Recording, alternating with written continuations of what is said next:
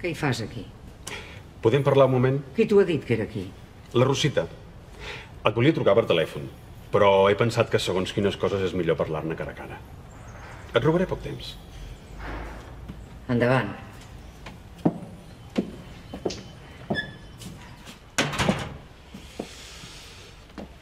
M'ho he estat mirant i crec que puc millorar l'oferta de compra del pis. Molt hauries de millorar perquè canvies de parer. Mira't això.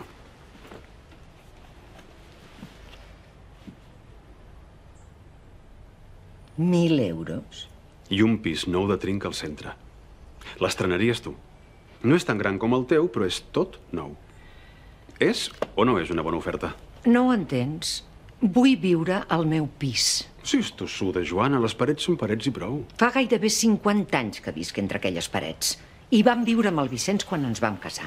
I han crescut els meus fills. Un d'ells mor, per cert. I també hi han crescut els meus nets. I és casa meva. Casa meva. Però t'has instal·lat a casa del teu fill, pel que veig. Si més no, curiós. No sóc aquí per culpa teva.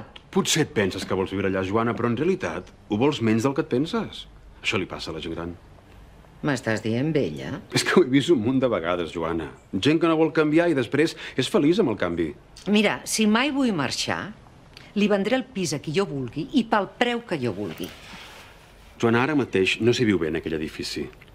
I sé per experiència que aquestes coses triguen a arreglar-se. Val la pena. No és millor això que t'estic oferint? És un regal? N-O. I ara sí.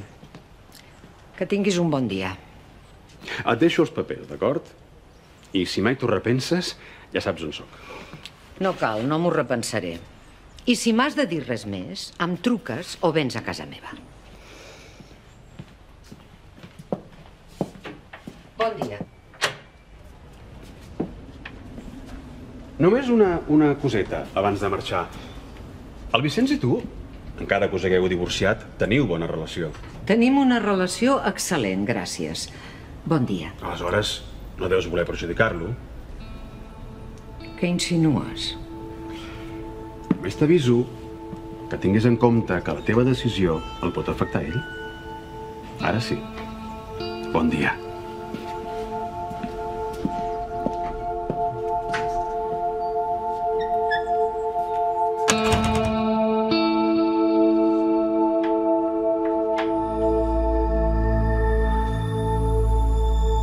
Vicenç, sóc jo.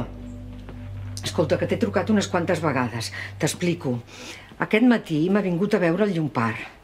I, res, que em truquis, que és important. Truca'm o passa per aquí, que avui dormiré a casa. Ja li he dit a l'Andreu que no em penso moure d'aquí.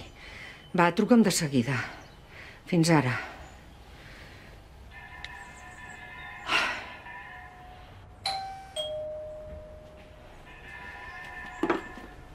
Si m'ensenya els accessos al pis, li puc dir el grau de seguretat que té.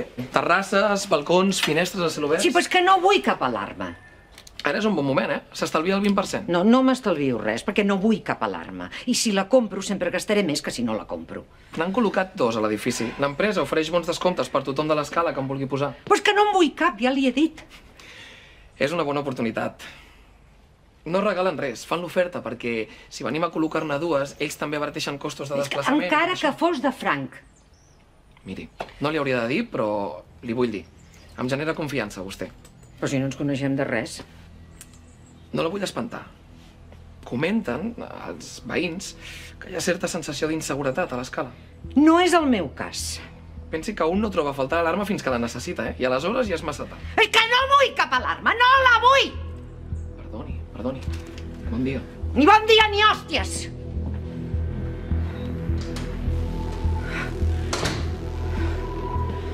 He trucat moltes vegades, perquè no contestes les trucades. He pensat que ja passaria després, no sabia que estaves tan amoïnada. El Llompart o algú t'ha amenaçat o t'ha dit alguna cosa del meu pis? Amenaçar-me? No. No has sentit el meu missatge d'aquest matí? El teu missatge, sí. Vicenç, m'amagues alguna cosa. Si t'han amenaçat, digue-m'ho. Ho hem de denunciar.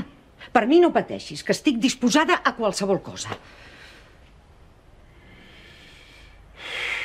El Llompart va venir a parlar amb mi. M'ho imaginava.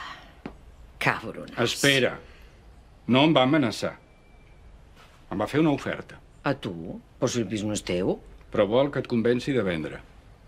Si ho faig, em lloga un pis a 300 euros al mes amb contracte indefinit. Ara ho entenc tot. Per això em deies que vengués. No, Joana!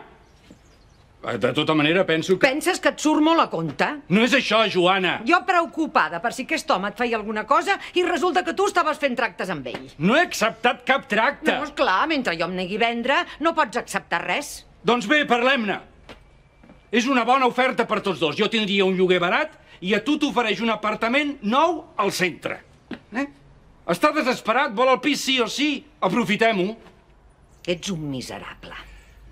Saps en quina situació estic jo? Et vaig vendre la meva part del pis per una misèria. Estaves molt conforme quan vam fer el pacte. Perquè em sentia culpable, però tu, amb l'excusa de la culpabilitat, et vas aprofitar de mi tot el que vas poder i encara més. Que jo m'he aprofitat de tu? Sí. I en aquestes condicions jo em podria recuperar una mica. Ho saps que pago un lloguer que em costa la meitat de la pensió?